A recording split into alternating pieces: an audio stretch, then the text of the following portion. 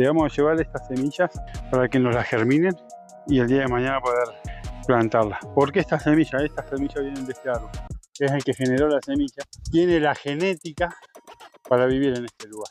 Entonces, si nosotros logramos germinarla y volverla a traer acá a esta zona, tiene altas chances de que pueda nacer en estas alturas, en este lugar. Y por ahí estas semillas acá van a estar desperdiciadas porque no van a poder, necesitan un proceso para poder germinar, y la verdad que es duro en este lugar.